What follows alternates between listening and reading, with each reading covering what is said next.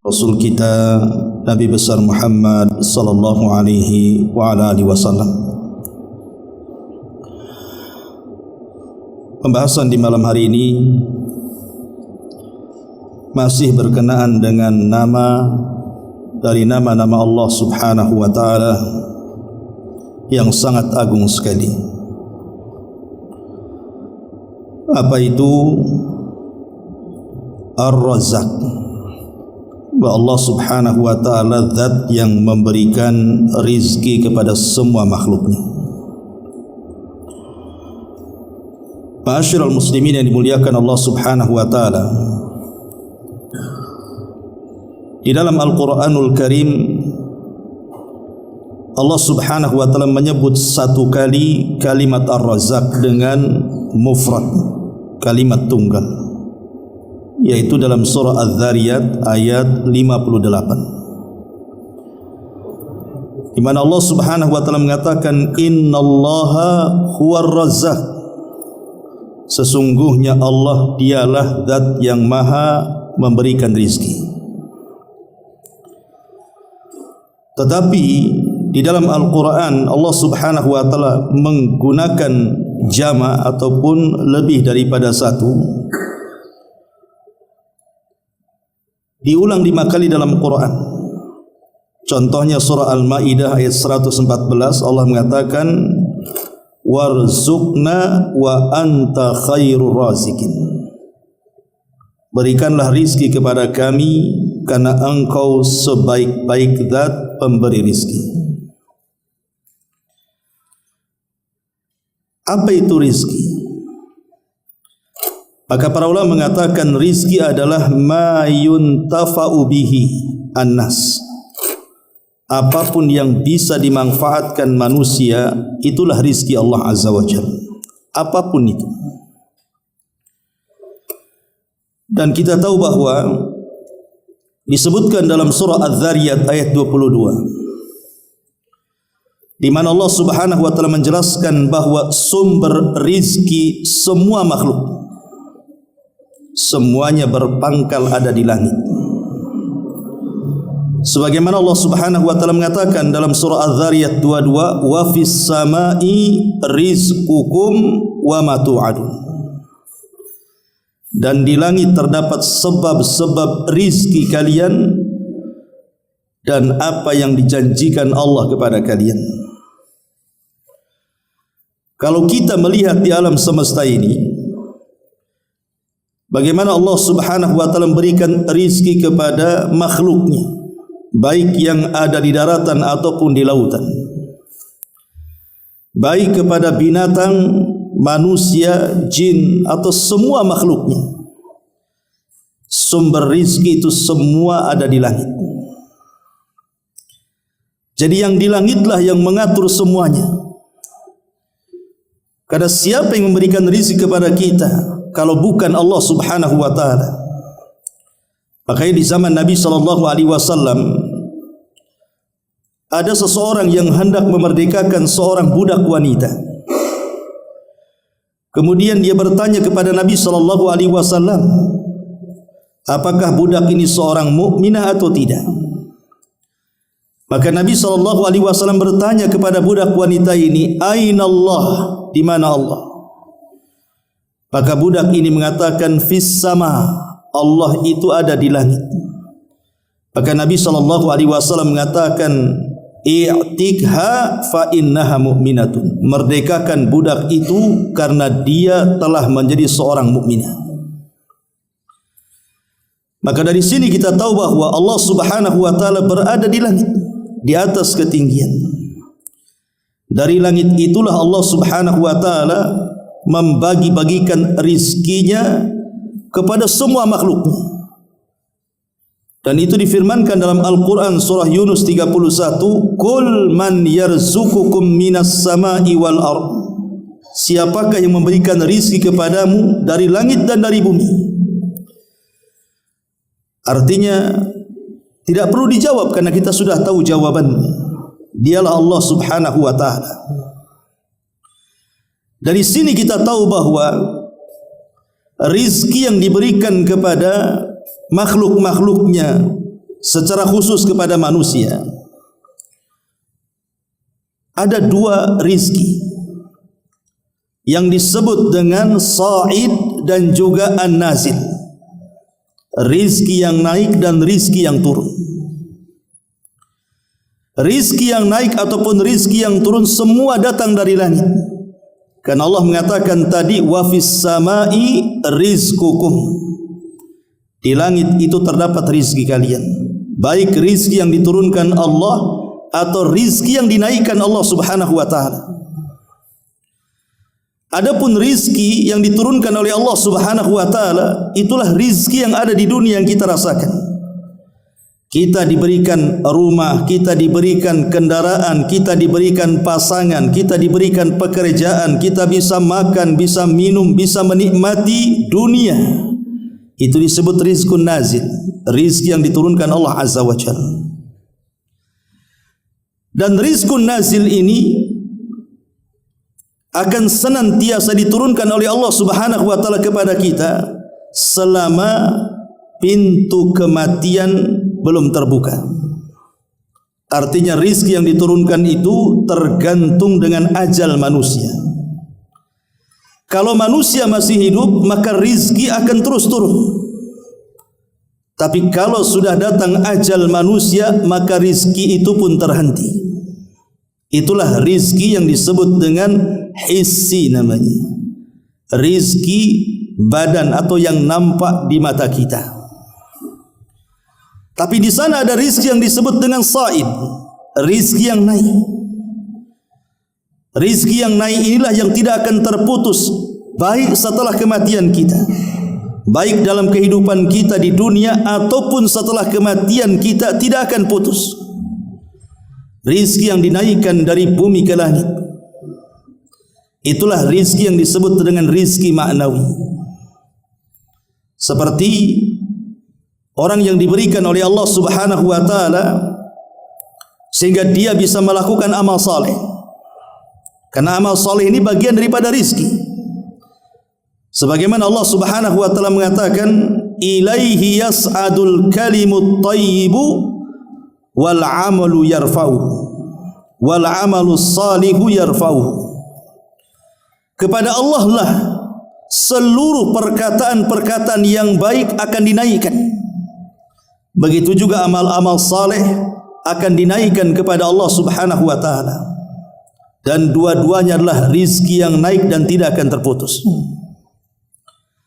Adapun kalimat-kalimat yang baik seperti orang membaca Al-Quran, berzikir, mengajak manusia kepada kebaikan, mencegah manusia dari kemungkaran, atau amal saleh seperti salat, puasa, zakat, jihad dan yang semacamnya, itu semua akan diangkat oleh Allah Subhanahu wa taala dan akan dijadikan rizki untuk kita.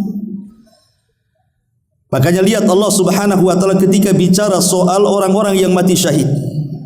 Apa kata Allah? Wala tahsabanna alladhina qutilu fi sabilillahi amwatan bal ahya inda rabbihim yurzakun farihina bima atahumullahu min fadli. Jangan kau sangka orang-orang yang mati di jalan Allah, mati syahid itu mereka mati, tidak, mereka hidup. Walaupun nampaknya mati di dunia, tapi mereka hidup di kuburan mereka. Dan mereka mendapatkan rizki dari Allah Subhanahu wa taala. Mereka senang dengan apa yang Allah anugerahkan kepada mereka. Artinya orang-orang yang mati syahid, walaupun mereka mati, tapi rizkinya tidak terputus. Rizkinya akan terus mengalir dalam kuburannya. Dan tentunya rizki yang paling besar adalah jannatun na'im, sorga yang penuh dengan kenikmatan dari Allah Subhanahu wa taala untuk mereka. Itu yang disebut dengan rizku as-sa'id, rizki yang dinaikkan Allah ke langit berupa amal saleh. Dan kedua-duanya harus dicari oleh manusia. Dua-duanya harus dicari.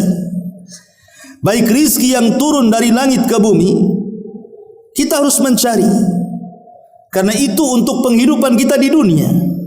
Kita harus mencari pekerjaan untuk mendapatkan uang. Dengan uang itu kita bisa beli rumah, kita bisa makan, bisa minum, beli kendaraan dan begitu seterusnya. Begitu juga rizki akhirat berupa sorga pun harus dicari di dunia. Dengan cara apa? Kita kumpulkan sedikit demi sedikit pahala-pahala, baik dari ibadah lisan, ibadah badan atau ibadah hati, supaya kelak setelah kita meninggal dunia, rizki tidak akan terputus, bahkan lebih baik lagi dibandingkan rizki dunia. Tapi mana yang lebih sulit? Mencari rizki yang diturunkan ataukah mencari rizki yang dinaikkan? Tentu jawabannya lebih mudah mencari rizki yang diturunkan dibandingkan yang dinaikkan.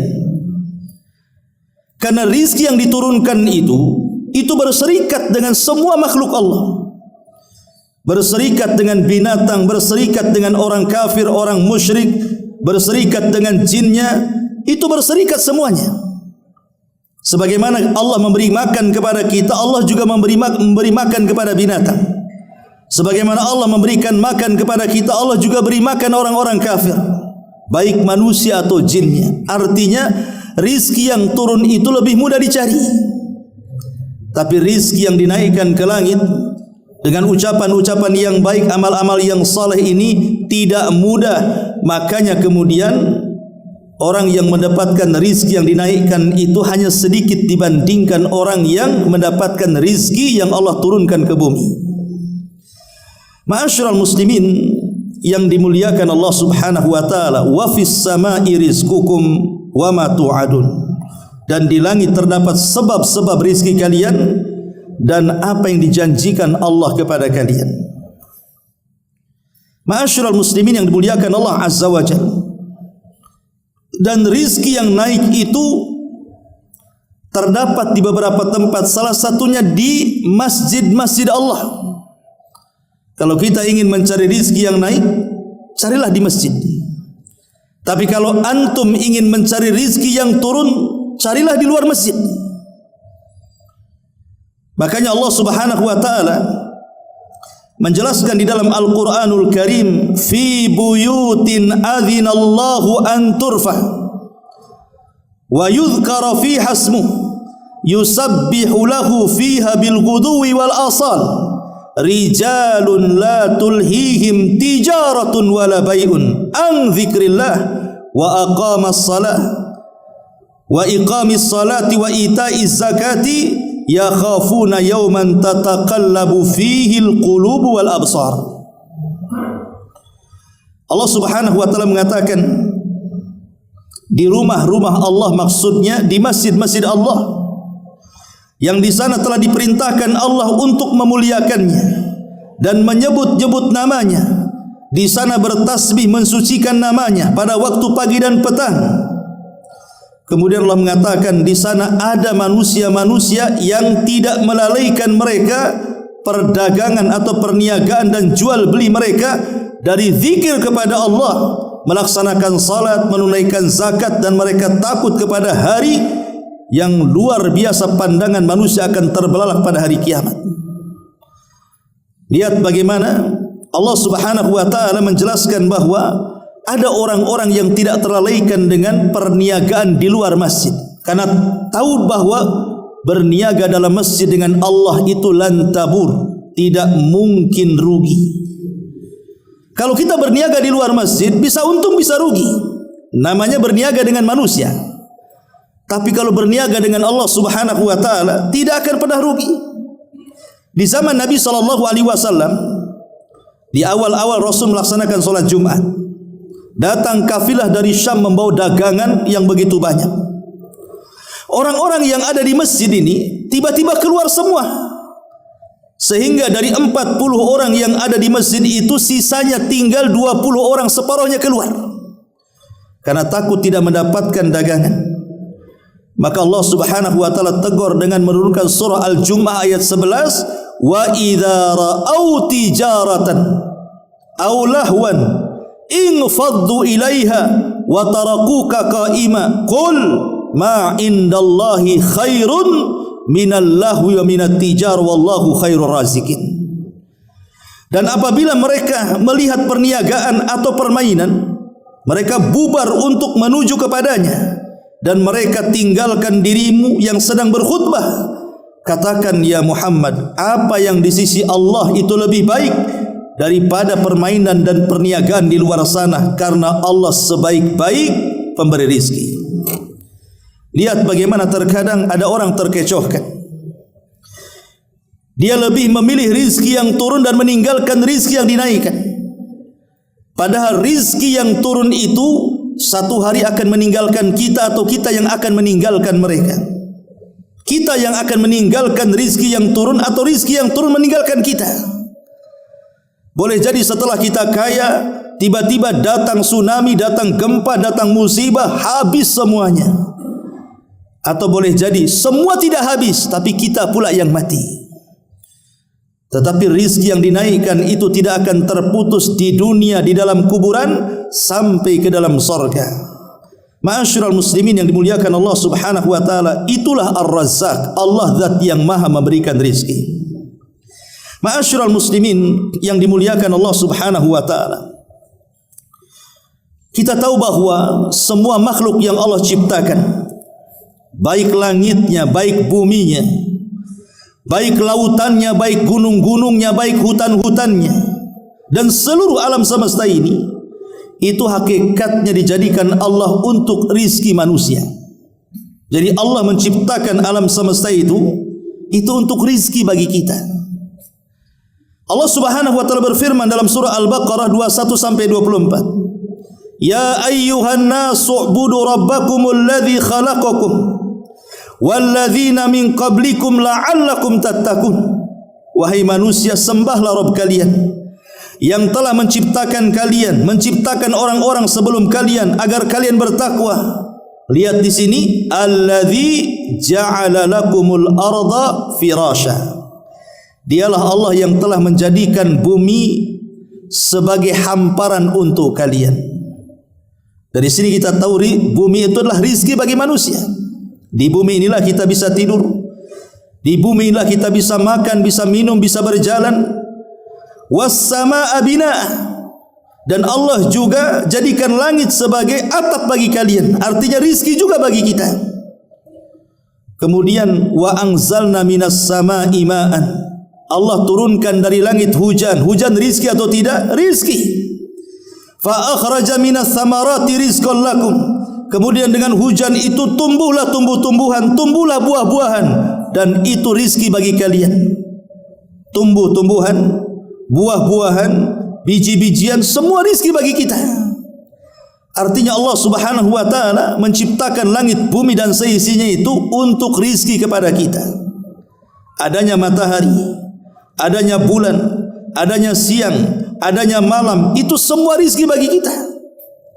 Coba bayangkan ketika Allah mengatakan, Qul ara'aitum in ja'alallahu alaikumul laila sarmadan ila yaumil qiyamah, man ilahun ghairallah ya'tikum bidhiya afala tasma'un.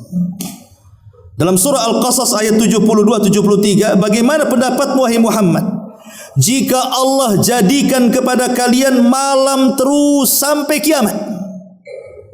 Kalau Allah jadikan malam ini tidak ada siang sampai kiamat malam, kapan manusia akan mencari rezeki kalau begitu? Makanya Allah mengatakan, apakah di sana ada Tuhan selain Allah yang bisa mendatangkan cahaya? Tidakkah kalian mendengar? Qul ara'aitum in ja'alallahu 'alaikumun nahara sarmadan ila yaumil qiyamah, man ilahun ghairullah ya'tikum bilailin taskununa fi afala tubsirun. Atau bagaimana pendapat kamu kalau Allah jadikan siang terus tidak ada malamnya sampai kiamat? Apakah di sana ada Tuhan selain Allah yang mampu mendatangkan kegelapan sehingga kalian bisa beristirahat di situ? Tidakkah kau melihat? Lihat, Allah subhanahu wa ta'ala buat ada siang ada malam, karena kalau tidak ada malam, siang terus, kapan istirahat? Kalau ada malam, tidak ada siang, kapan pula bekerja? Maka dibuatlah malam dengan adanya bulan, dibuatnya siang dengan adanya matahari. Itu semua rizki bagi kita. Rizki dari Allah, kapan kita bekerja, kapan kita istirahat, itu rizki semua. Dari sini kita tahu bahwa Allah subhanahu wa ta'ala Ar-Razzaq, zat yang maha memberikan rizki. Allah berikan kekuasaan, Allah cabut kekuasaan, itu semua rizki dari Allah subhanahu wa ta'ala. Qulillahumma malikal mulki tu'til mulka man tasha wa tanzi'ul mulka mimman tasha wa tu'izzu man tasha wa tudhillu man tasha biyadihil khair innaka ala kulli syai'in qadir. Artinya bahwa kekuasaan rizki dari Allah. Ada yang dicabut, ada yang diberikan kekuasaan. Itu semua adalah rizki. Ada yang dihinakan, ada yang dimuliakan. Itu semua adalah rizki Allah subhanahu wa ta'ala.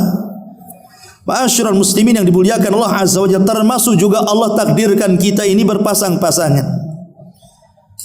Allah takdirkan kita ini menikah, kemudian punya anak. Itu semua rizki dari Allah subhanahu wa ta'ala. Wa ankihul ayyama minkum was-salihina min ibadikum wa imaikum iyakunu fuqara yughnihimullahu min fadli. Nikahkanlah orang-orang yang sendirian di antara kalian. Apakah orang-orang merdeka atau budak-budak kalian? Kalau mereka miskin, Allah yang tanggung rizki mereka. Ma'asyiral muslimin yang dimuliakan Allah subhanahu wa ta'ala.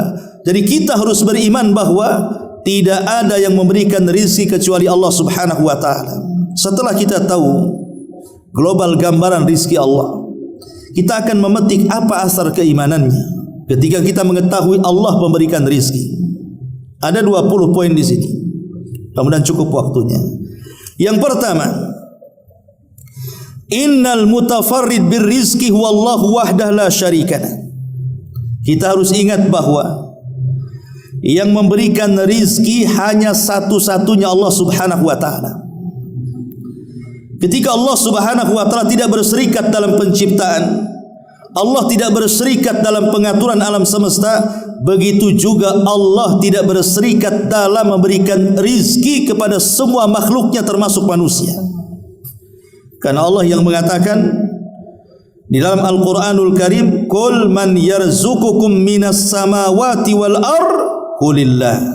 Dalam surah As-Saba ayat 24, katakan ya Muhammad, siapa yang memberikan rizki kepada kalian di langit dan di bumi? Katakan ya Muhammad, Allah sajalah yang memberikan rizki. Ini yang pertama.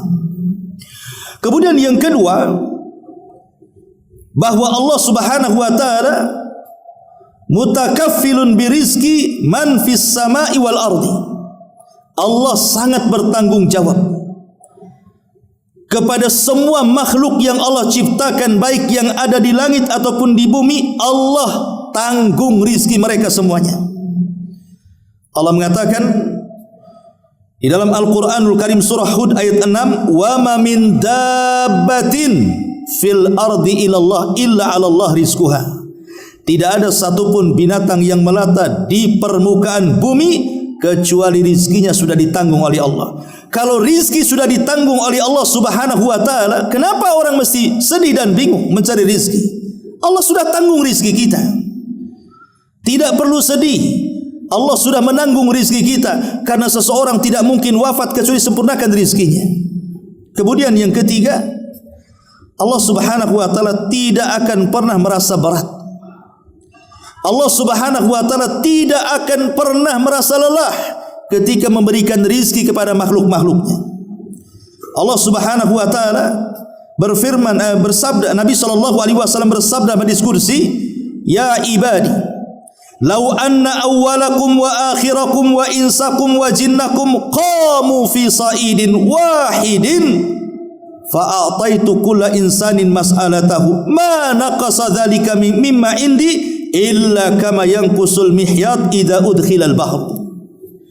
Allah subhanahu wa ta'ala berfirman dalam hadis kursi itu, apa kata dia? Wahai hamba-hambaku, kalaulah orang yang pertama kalian dan orang yang terakhir kalian, baik jinnya ataupun manusia di antara kalian, berdiri di sebuah lapangan yang lebar, yang luas, kemudian masing-masing mereka meminta sesuai dengan permintaannya, kemudian Allah berikan semua permintaannya, itu bagi Allah tidak pernah mengurangi sedikit pun dari kekayaannya, kecuali kata Allah seperti jarum yang dicelupkan di lautan kemudian diangkat, itulah tetesan yang netes dari ujung jarum, itulah rizki yang dibagi-bagikan semua manusia, jinnya juga, dari awal sampai yang terakhir hidup. Subhanallah. Dari sini Allah tidak akan merasa berat dan lelah karena yang diberikan kepada kita tidak banyak, dan itu sudah mencukupi semua makhluknya. Ya. Kemudian yang keempat, bahwa Allah Subhanahu wa taala mutahakkim fi arzaqi ibadi. Allah yang mengatur rizki itu sesuai dengan kehendaknya. Si fulan jadi kaya, Allah yang berkehendak. Si fulan miskin, Allah yang berkehendak. Si fulan sehat, Allah yang berkehendak. Si fulan sakit, Allah yang berkehendak. Allah berkehendak semuanya. Dialah yang menghukumi rizki manusia. Makanya Allah Subhanahu wa taala berfirman, wallahu faddala ba'dakum ala ba'din fir rizki. Allah lah yang melebihkan sebagian kalian dengan sebagian yang lain dalam perkara rizki. Jadi Allah Subhanahu wa taala berhak memilih, oh si fulan harus kaya, si fulan harus miskin. Itu semua Allah yang berkehendak. Tidak perlu kecil hati, karena di balik itu ada hikmah yang terkadang kita tidak paham. Kenapa Allah Subhanahu wa taala membuat orang miskin tak kaya-kaya? Boleh jadi kalau dia kaya melampaui batas. Sengaja Allah Subhanahu wa taala buat miskin terus supaya dia tidak melampaui batas. Kenapa pula orang kaya tidak dimiskin-miskinkan? Boleh jadi kalau dia miskin dia bisa kufur. Kenapa orang sakit kemudian tidak disehat-sehatkan? Sebab kalau dia sehat maksiat lagi dia. Terkadang ada hikmah yang kita tidak tahu di situ. Makanya kemudian Allah berhak memberikan siapapun yang dikehendakinya dari rizki ini. Ma'asyiral muslimin yang dimuliakan Allah Subhanahu wa taala. Kemudian yang kelima, Allah Subhanahu wa taala lam yakhtas bi rizqihi man amana fi hayatid dunya wa innama kana rizqu fid dunya li jami'il mu'minina wal kafirin. Allah tidak pernah membatasi rizkinya kepada makhluk yang ada di dunia. Baik dia mukmin Allah kasih rizki, baik dia kafir Allah kasih rizki, baik dia jin Allah kasih rizki, apa malaikat Allah kasih rizki. Semua manusia, semua makhluk Allah berikan rizki. Allah tidak menghususkan. Karena rizki Allah Subhanahu wa taala sangat luas. Wallahu latifun bi ibadihi yarzuqu man yasha wa huwal qawiyul aziz. Dia maha latif, maha lembut kepada hamba-hambanya. Dia memberikan rizki kepada siapapun yang dikehendakinya. Kemudian yang nomor 7 ini yang paling penting. Kasratul rizki fid dunya la tadullu ala mahabbatillah. Banyaknya rizki yang Allah anugerahkan kepada seseorang bukan menunjukkan tanda sayangnya Allah kepada dia. Kalau ada orang kaya, saking kayanya bukan berarti kekayaannya menunjukkan Allah sayang kepada dia. Kalau ada orang miskin, saking miskinnya Allah menunjukkan bukan benci kepada dia. Sayang dan benci itu ukurannya bukan harta. Allah Subhanahu wa taala berfirman ketika menceritakan tentang orang-orang kafir di zaman dulu. Wa qalu nahnu aktsaru amwalan wa auladan wa ma nahnu bimu'adzabin. Mereka orang-orang kafir berkata, kami ini hartanya banyak, anaknya banyak, dan kami yakin di akhirat kami tidak mungkin diazab. Jadi keyakinan orang yang mengatakan kalau kaya itu tanda dicinta Allah, ini keyakinan orang kafir. Orang kafir yang mengatakan seperti itu.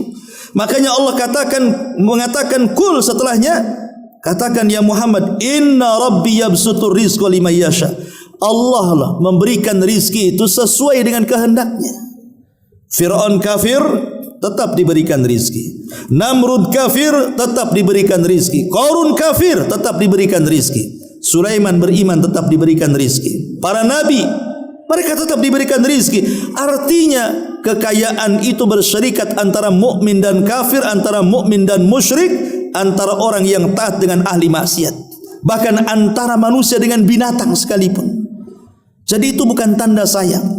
Karena ada sebagian orang mengatakan kalau Allah limpahkan rizkinya, dia mengatakan Rabbi akraman, Rabbku sedang memuliakan aku, katanya. Kalau diseratkan rizkinya, dia mengatakan Rabbi ahanan, Rabbku sedang menghinakan aku. Tidak, Anda mulia, Anda hina bukan karena kekayaan. Jadi jangan pernah merasa mulia, hai Anda orang kaya di hadapan orang miskin, dan Anda jangan merasa hina, hai orang miskin di hadapan orang kaya. Karena rizki bukan tanda dicinta Allah Subhanahu wa ta'ala. Inna akramakum indallahi atqakum. Yang paling mulia itu adalah orang yang bertakwa di antara kalian. Perhatikan sebuah hadis yang dikeluarkan Imam Hakim dalam Mustadraknya. Innallaha qasama bainakum akhlaqakum kama qasama bainakum arzaqakum wa innallaha yu'ti dunya man yuhib wa man la yuhib wa la yu'til iman illa man yuhib, kata Rasul. Allah sudah membagi-bagi akhlak-akhlak kalian. Ada yang baik akhlaknya, ada yang tidak baik akhlaknya, kadang baik kadang tidak baik. Itu semua sudah dibagi-bagi oleh Allah. Sebagaimana juga Allah memberikan rizki kalian dan membagi-baginya. Allah memberikan dunia kepada orang yang dicintainya dan kepada orang yang tidak dicintainya. Tapi Allah tidak pernah memberikan iman kecuali kepada orang yang dicintainya saja. Bahkan boleh jadi tanda banyaknya rizki itu istidraj dari Allah. Nabi SAW mengatakan, "Idza ra'aitallaha yu'til 'abda minad dunya 'ala ma'asihi ma yuhib." Kalau engkau melihat, kata Rasul, ada orang diberikan kekayaan sekaya-kayanya padahal dia ahli maksiat dan dia bermaksiat sekehendaknya. Dia tidak salat, dia tidak puasa, dia tidak zakat, dia tidak haji padahal sanggup. Tetapi dunianya dibukakan selebar-lebarnya. Tapi ada orang salat rizkinya disyaratkan, ada orang puasa rizkinya dikurangi. Kalau ada orang yang kaya di atas kemaksiatan, apa kata Nabi SAW? Fa innama huwa istidraj. Ingat, itu adalah istidraj. Apa istidraj? Sengaja Allah membiarkan dia seperti itu sampai pada waktunya azab Allah akan turun kepada dia, tidak di dunia, di akhirat.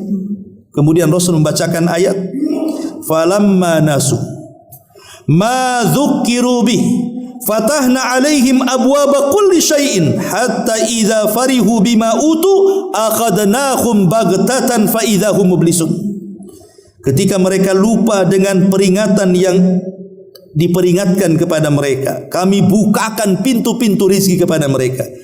Ketika mereka sudah bahagia dengan rizki-rizki di atas maksiat mereka, tiba-tiba kami azab mereka secara tiba-tiba, kemudian mereka pun berputus asa, kata Allah.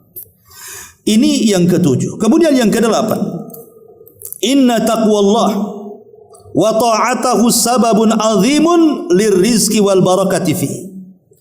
Ingat bahwa bertakwa kepada Allah dan banyak melakukan ketaatan kepada Allah adalah sebab terbesar anda mendapatkan rizki dan barakah yang banyak di dalamnya.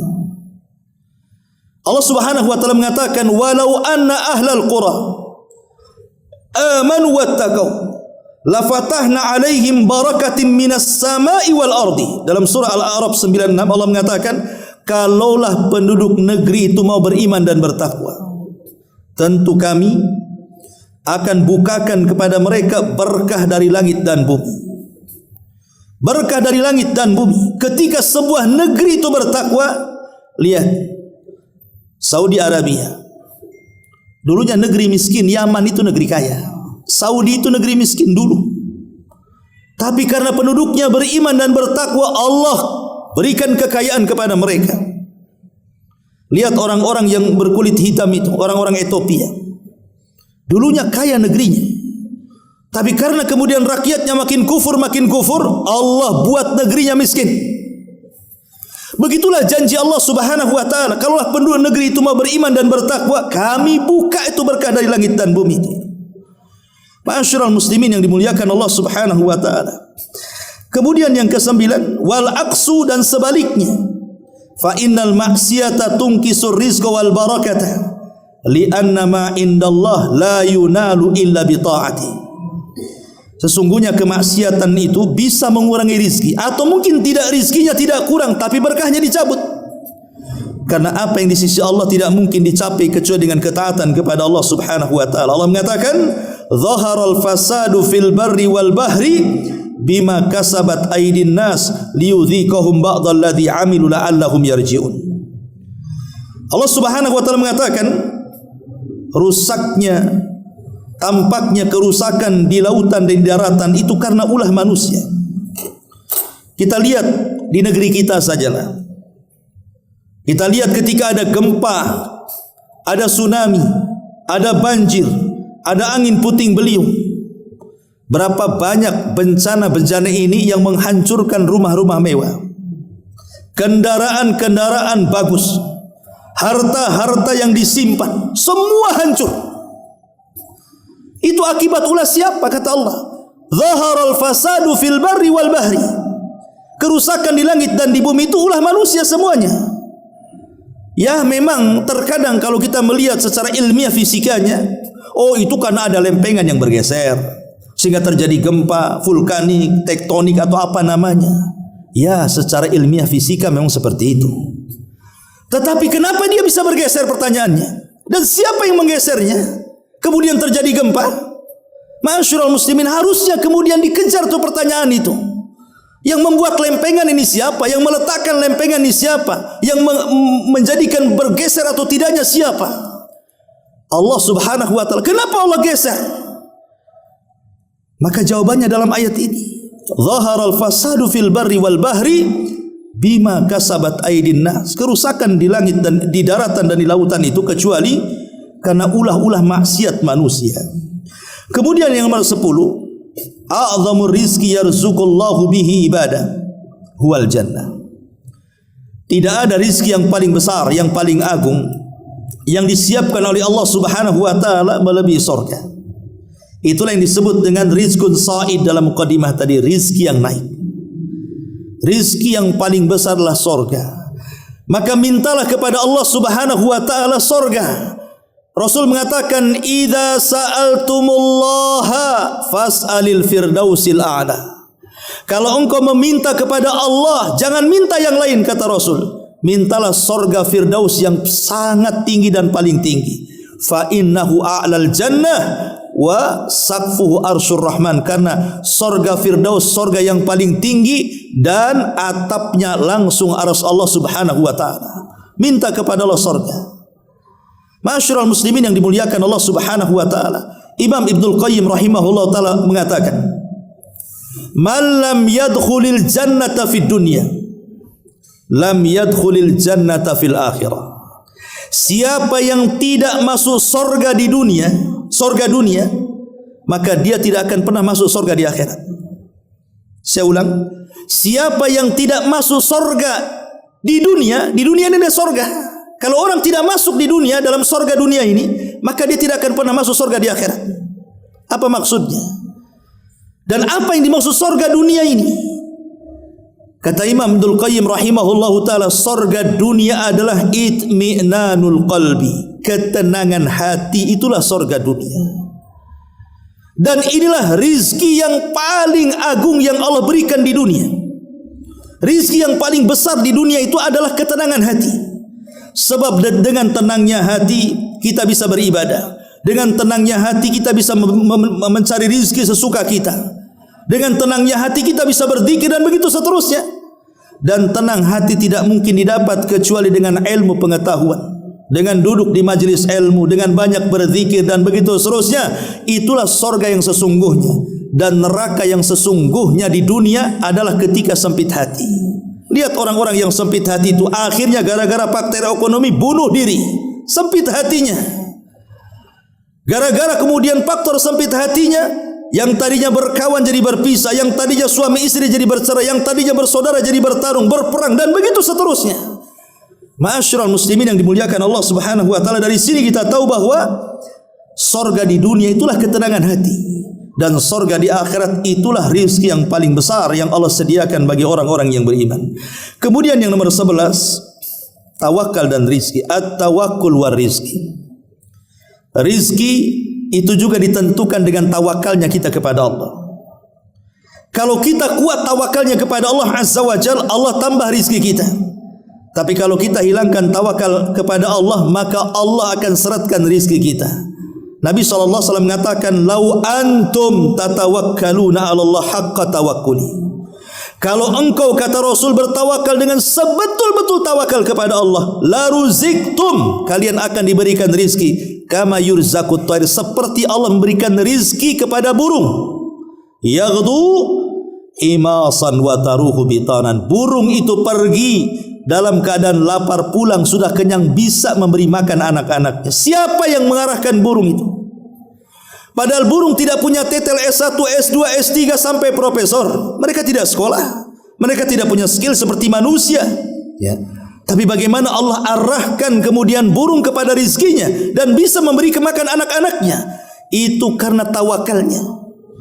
Maka kalau kita tawakal kepada Allah seperti tawakal burung, maka Allah akan berikan rizkinya kepada kita. Orang yang tidak tawakal itulah yang diseratkan rizkinya. Seperti orang yang malas-malas, akhirnya kemudian apa? Ujung-ujungnya nongkrong di lampu merah, dicetlah badannya semuanya, minta-minta, kurang tawakal. Akhirnya pendapatannya seperti uang hantu, dapat uang banyak pun kayak hantu. Dari mana dapat, kemana pula dibelanjakan tidak tahu. Tidak kaya-kaya hidupnya seperti itu. Ma'asyiral muslimin yang dimuliakan Allah Subhanahu wa taala, maka penting tawakal kepada Allah itu karena itu sebab pembuka pintu rizki bagi kita. Kemudian yang nomor 12, di antara bertambahnya rizki itu karena kita pandai bersyukur kepada Allah. Allah mengatakan dalam surah Ibrahim ayat 7, wa idz ta'adzana rabbukum la in syakartum la azidannakum wa la in kafartum inna adzabi lasyadid. Kalau kalian pandai bersyukur ku tambah, kalau kalian tidak pandai bersyukur ku azab, kata Allah. Lihat Qarun. Tidak ada manusia yang lebih kaya dibandingkan Qarun sampai hari ini, bahkan sampai kiamat. Kuncinya dibawa oleh orang-orang kuat, belum gemboknya, belum pintunya, belum gudangnya. Tidak ada manusia yang lebih kaya dibandingkan Qarun. Sebutkan. Sekaya-kaya manusia dilupakan zaman, tapi Qarun tidak pernah dilupakan zaman. Setiap menyebutkan orang kaya di zaman dulu, mesti Qarun disebut-sebut di situ karena kayanya. Tapi karena Qarun tidak pernah pandai mensyukuri nikmat Allah, dia mengatakan di hadapan Nabi Musa ketika datang pengepul zakat kepada dia, dia mengatakan, enak saja kau datang meminta zakat-zakatku, katanya. Innama utituhu min ilmin indi. Ini kekayaan ini hasil jerih payahku, hasil keringatku, karena kecerdasanku, karena kehebatanku. Tidak ada hubungan kait dengan Nabi Musa, tidak ada hubungan kait dengan Allah. Ini semua karena jerih payahku. Lihat, dia menasabkan nikmat kepada dirinya, tidak menasabkan nikmat kepada Allah Subhanahu wa taala. Apa yang terjadi? Fa khasafna bihi wa bidarihi al-ardh. Kami tenggelamkan si Qarun dan seluruh kekayaan dibenamkan ke dalam bumi. Sampai ada istilah nemu harta disebut harta Qarun, nemu dompet disebut dompet Qarun. Semua dikorun-korunkan. Ya. Tapi lihat Sulaiman, di puncak-puncak kekayaannya, di puncak-puncak kekuasaannya, dia mengatakan, hadza min fadli rabbi. Ini semua karunia yang Allah anugerahkan kepadaku. Sulaiman bersyukur. Maka Allah tidak adab Sulaiman. Allah banyakin lagi. Allah tundukkan awan kepada dia, Allah tundukkan angin kepada dia, Allah tundukkan jin kepada dia, Allah tundukkan binatang kepada dia, karena dia bersyukur. Ya. Makanya Allah mengatakan, la in syakartum la azidannakum wa la in kafartum inna adzabi lasyadid. Yang nomor 13, litatma'in an-nufus fa innahu la yanqati'u rizqun hatta tanqati'a anfas sahibi. Supaya hati tenang. Ingat bahwa rizki tidak mungkin terputus dari badan kita sampai ruh kita keluar dari jasad kita. Rizki tidak akan terputus dari badan kita sampai ruh keluar dari jasad kita. Dari sini Nabi mengatakan dalam sebuah hadis, "Lau anna ibna Adam haraba min rizkihi kama yahrubu minal mauti, la adrakahu rizquhu kama yudrikuhul mautu." Kata Rasul dalam hadis yang dihasankan Syekh Albani, seandainya anak Adam itu lari dari rizkinya, dia tidak mau dia lari dari rizkinya, sebagaimana orang lari dari kematiannya, sungguh rizki akan mengejar dia sebagaimana kematian akan mengejarnya. Karena Allah tidak pernah mewafatkan seseorang sampai disempurnakan rizkinya. Kita pakai logika sedikit. Ketika kita, saya, antum atau siapapun berada di perut ibu kita dalam janin, betapa banyak rizki yang Allah berikan kepada kita. Coba bayangkan, dalam janin, dalam perut ibu, dari segumpal sperma kemudian menjadi segumpal darah, kemudian menjadi segumpal daging, mulai Allah tiupkan roh. Dengan cara apa? Mulai ditiupkan roh itu, itulah rizki yang pertama. Dibentuknya badan, Dikasih kaki sama Allah, kaki rizki atau tidak? Rizki. Dikasih tangan oleh Allah, tangan rizki atau tidak? Rizki. Diberikan pendengaran, diberikan penglihatan, diberikan hati, diberikan akal. Siapa yang kasih itu di perut ibu tuh? Wallahu akhrajakum min butuni ummahatikum la ta'lamuna syai'a wa ja'ala lakumus sam'a wal absara wal af'idah, kata Allah. Allah lah yang mengeluarkan kalian dari perut-perut ibu kalian, tidak tahu menahu soal apapun. Kemudian Allah berikan penglihatan, pendengaran dan hati. Dalam perut ibu kita saja kita sudah diberikan banyak rizki. Kemudian dikasih asupan makanan, minuman dari darah haid yang terhenti kemudian menjadi makanan si bayi itu. Siapa yang kasih? Karena orang luar tidak mungkin ngasih kepada orang yang dalam janin itu. Itu semua Allah Subhanahu wa taala yang kasih. Ketika brojol saja tidak bisa bergerak, tapi Allah berikan insting sehingga dia mengambil air susu ibunya. Kemudian juga mulai Allah berikan kekuatan, mulai bisa bergerak, bisa bicara, bisa melangkah, bisa berjalan. Allah kasih pengetahuan. Subhanallah, rizki Allah itu luas sekali. Dan Allah tidak akan memutuskan rizkinya dari badan kita sampai ruh kita keluar dari jasad kita. Jadi buat apa kita sedih? Kemudian yang nomor 14, an tadhhara 'alal abdi athara fadlillah wa minnahu 'alaihi wa la yajhad an ni'ma fayukhfiha bal yu'lin ni'amallahi 'alaihi syukran lillahi wa hadha mimma yuhibbuhu Allah azza wa jalla. Kalau Allah Subhanahu wa taala berikan rezeki kepada kita, maka tampakkan asar-asar rezeki itu, karena Allah suka kalau seandainya ada orang yang menampakkan rizkinya. Kata Nabi SAW, Inna Allaha idza an'ama ala abdihi ni'matan fa inna Allaha yuhibbu an yara ni'amahu ala abdihi. Sesungguhnya Allah apabila memberikan nikmat kepada seorang hamba, sebuah nikmat, Allah suka kalau hamba itu menampakkan nikmatnya. Apa maksudnya menampakkan nikmatnya? Ada istilah tahaddus bin ni'mah. Contoh umpamanya kita sedang bercerita, saya sedang bercerita kepada antum. Kemudian saya cerita dulu saya pernah sekolah di Yaman. Ini mimbab tahadus bin ni'mah. Saya menceritakan karena saya bersyukur akan nikmat saya bisa sekolah di luar negeri. Saya menceritakan saya sekolah di luar negeri. Bagaimana nikmat belajar di sana saya ceritakan kepada antum ini. Itu namanya tahadus bin ni'mah, menampakkan nikmat. Alhamdulillah, bukan untuk riya. Kalau untuk riya tak boleh. Tapi kalau bercerita nikmat-nikmat dulu yang Allah berikan, alhamdulillah dulu saya pernah kaya, pernah punya mobil, enggak masalah. Tapi bukan dalam rangka takabur, dalam rangka ujub, tidak, hanya tahaddus bin nikmah saja.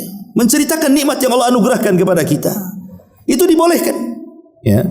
Ataupun umpamanya menampakkan nikmat itu kalau kita memang sanggup memberikan pakaian, membeli pakaian bagus, membeli sandal bagus, membeli kopiah bagus, serban bagus, tidak ada masalah. Asal jangan dalam rangka takabur saja, merendahkan orang. Ataupun kita makan dengan makanan yang enak karena kita sanggup membelinya. Karena ada orang-orang itu yang bakhil dengan nikmatnya. Oh, uangnya miliaran triliunan di ATM, tapi kalau makan ya hanya rebusan pisang, rebusan terong, ya kan? Padahal dia sanggup makan yang banyak, membeli pakaian yang bagus, kadang-kadang kaya tapi pakaiannya compang-camping enggak jelas. Nah, justru Allah tidak suka seperti itu. Tampakkan nikmat itu, tapi bukan untuk ujub dan kesombongan, itu maksudnya. Ma'asyiral muslimin yang dimuliakan Allah Subhanahu wa taala. Kemudian juga yang nomor 15, al-ihsan ila ibadihi. Kalau Allah berikan rizki kepada kita, berbuat baiklah kepada orang, berbagi dengan yang lainnya, bersedekah, berinfak. Antum yakin dan harus yakin bahwa harta yang kita sedekahkan tidak mungkin berkurang, bahkan bertambah dan bertambah. Ini sabda Rasul, ma naqasa min mali sadaqah bal yazdad bal yazdad bal yazdad. Tidak mungkin berkurang harta yang disedekahkan, bahkan bertambah. Bahkan setiap pagi malaikat diturunkan Allah, kemudian mengatakan, malaikat berdoa kepada kita manusia, ya Allah, siapapun yang pagi ini ada manusia berinfak, maka lebarkan rizkinya. Siapapun yang hari ini manusia menahan rizkinya, maka seratkan tu rizkinya. Malaikat mendoakan setiap pagi. Ya. Kemudian yang nomor 16, cepat-cepat saja. Hendaklah seseorang qanaah, an yambagi an nardha bi qasamir razzaq. harus qanaah, menerima apapun yang diberikan Allah dari rizki, karena itu terkadang terbaik bagi kita. Qanaah inilah yang membuat tenang hati. Jadi Allah memberikan banyak, alhamdulillah, binikmatihi tatimmus shalihat. Allah memberikan sedikit, alhamdulillah ala kulli halin. Begitu doanya ya. Jadi kalau memberikan ditambah nikmatnya banyak, bahasanya alhamdulillah binikmatihi tatimmu shalihat. Segala puja dan puji hanya milik Allah. Binikmati, dengan nikmatnya sempurnalah amal-amal soleh kita. Tapi kalau diberikan sedikit, bahasanya alhamdulillah ala kulli halin. Segala puji bagi Allah dalam setiap keadaan. Dibedakan di situ cara memujinya, gitu ya. Lah kita harus ridha. Karena kalau kita tidak ridha gitu kan, sempit terus hati kita itu. Pasti Allah Subhanahu wa taala di balik memberikan rizki atau menahan rizki itu ada skenario yang kita tidak tahu. Contoh umpamanya ada orang yang dipecat dari PT-nya. Kadang-kadang kiamat itu dunia itu, waduh, seolah-olah Tuhan PT berbeda dengan Tuhan di luar PT. Padahal Tuhan yang di PT sama dengan Tuhan yang di luar PT. Betapa banyak ketika dia dipecat dari PT, kemudian dibuka rizki dengan wira swasta di luar sana, lebih kaya dibandingkan orang di PT. Kan di PT buruh gajinya segitu-segitu saja. Di luar dia bisa berniaga, tidak ada yang ngatur, rizkinya banyak, Allah luaskan jadi kaya. Dia pula lama-lama buka PT. Nah, siapa yang tahu? Itu semua loh skenario Allah Subhanahu wa taala. Maka qanaah itu penting, merasa ridha dengan pemberian Allah Subhanahu wa taala. Di balik itu ada hikmah yang kita tidak tahu. Kemudian yang nomor 17, la tahsabu anna rizqa mujarrada amwalin wa wadhaifin wa auladin faqat. Jangan kalian kira rizki itu sebatas harta, sebatas pekerjaan, sebatas anak-anak. Bal hunaka rizqul arwah. Di sana ada rizki yang lebih hebat lagi, namanya rizqul arwah. Rizki ruh. Rizki ruh berupa apa? Iman, tauhid, ilmu. Itu semua rizki yang luar biasa, yang tidak akan terputus sampai kematian. Karena kalau rizki badan ini terputus dengan kematian, kalau kita mati selesailah itu semuanya. Tapi kalau rizki ruh berupa iman, berupa Islam, berupa tauhid, berupa ilmu, amal saleh dan begitu seterusnya, maka itu rizki yang tidak akan terputus sampai akhirat. Kemudian yang nomor 18, kalau ada orang bertanya, kenapa si anu kaya saya miskin? Kenapa si anu itu sehat, kenapa saya sakit? Kenapa si anu enak, kenapa saya susah? Kenapa Allah tidak adil memberikan rizkinya kepada saya? Kalau ada orang yang bertanya seperti itu, jawab dengan firman Allah surah Zuhruf ayat 32. Allah mengatakan, ahum yaqsimuna rahmata rabbik, nahnu qasamna bainahum ma'isyatahum fil hayatid dunya wa rafa'na ba'dahum fawqa ba'din darajat liyattakhidha ba'duhum ba'dan sikhriyan wa rahmatu rabbika khairun mimma yajma'un, kata Allah dalam surah Zuhruf 32. Allah mengatakan, apakah mereka yang membagi-bagi rahmat Tuhanmu? Kamilah yang menentukan penghidupan mereka dalam kehidupan dunia, dan kami telah meninggikan sebagian mereka atas sebagian yang lain dalam beberapa tingkatan. Ada yang kaya, ada yang miskin. Kenapa? Agar sebagian mereka dapat memanfaatkan sebagian yang lainnya. Kalau satu dunia kaya semua, antum tidak ada cari pembantu. Gimana caranya? Cari pembantu di mana? Semua orang kaya. Ya. Kalau semua kaya, nggak ada antum cari angkot itu. Semua punya mobil. Kalau semua kaya, COD nggak ada di aplikasi itu. Semua kaya ngapain? Makanya Allah buat ada miskin, ada kaya supaya saling memberikan manfaat di situ. Makanya ada pembantu, ada tuan, ada pelayan, ada bos, ada PT, ada anak buah dan begitu seterusnya. Saling memanfaatkan satu yang lain. Dengan itulah berjalan kehidupan manusia. Kalau semua orang miskin susah juga. Kalau semua orang kaya susah juga. Ketika ada si miskin dan si kaya, nampak geliat kehidupan manusia. Itu hikmahnya. Kenapa Allah Subhanahu wa taala bagikan seperti itu? Agar sebagian mereka dapat memanfaatkan sebagian yang lainnya. Rahmat Tuhanmu lebih baik dari apa yang mereka kumpulkan. Yang nomor 19, al-iman bismillahi ar-razzaq. Kalau kita mantap beriman dengan Allah itu zat yang memberikan rizki, yujibu lil abdi dawam al-iftiqari wal hajati ilallah. Kalau kita sudah yakin bahwa satu-satunya yang memberikan rizki adalah Allah, maka semakin berhajatlah kita kepada Allah, semakin meminta kepada Allah, semakin tunduk kepada Allah. Jangan minta kepada siapapun. Kalau kita ada masalah rizki, jangan ngadu di Facebook percuma. Jangan main TikTok pula. Di TikTok antum kemudian berkuar-kuar soal kemiskinan. Minta kepada Allah kekayaan. Tidak usah mengadu kepada siapa-siapa. Mengadulah kepada Allah subhanahu wa ta'ala. Dan yang terakhir tentunya, perbanyaklah istighfar, perbanyaklah taubat kepada Allah azza wa jal. Karena istighfar dan taubat sebesar-besar sebab Allah akan memberikan rizki kepada kita, sebagaimana perkataan Nuh kepada kaumnya, faqultu astaghfiru rabbakum innahu kana ghafara yursilis sama alaikum midrara wa yumdidkum bi amwalin wa banin wa yaj'al lakum jannatin wa yaj'al lakum anhara. Aku katakan, kata Nuh, perbanyak istighfar kepada Rabb kalian karena Dia zat yang Maha Pengampun. Kalau kalian banyak istighfar, Allah akan hujani kalian, Allah akan berikan harta dan anak-anak kepada kalian, dan Allah akan lebatkan hutan-hutan kalian sehingga kalian memanfaatkan buah-buahannya, dan Allah akan aliri sungai-sungai kalian, sumur-sumur kalian, tempat-tempat air kalian. Itu disebabkan istighfar dan taubat. Tetapi ikhwatu fiddin, dari semua rizki yang Allah subhanahu wa ta'ala anugerahkan kepada kita, yang paling besar apa? Rizkul hidayah. Tidak ada rizki yang lebih besar di dunia ini melebihi rizki kita dapat hidayah. Dimulai daripada hidayatul Islam, hidayatul iman, hidayatul sunnah, hidayatul ibadah. Ini 4 perkara ini sebesar-besarnya rizki dari hidayah itu. Pertama, Islam. Ini rizki terbesar bagi kita. Sebab kalau kita di luar daripada Islam, bukan hanya di dunia rugi, di akhirat masuk neraka, dikekalkan di dalamnya, tidak mendapatkan rizki surga. Kemudian hidayatul iman. Setelah Islam, iman. Setelah iman baru sunnah. Setelah sunnah baru ibadah. Itu semua adalah rizki terbesar. Adapun makan, minum, kendaraan, rumah dan begitu seterusnya, itu terputus dengan kematian kita.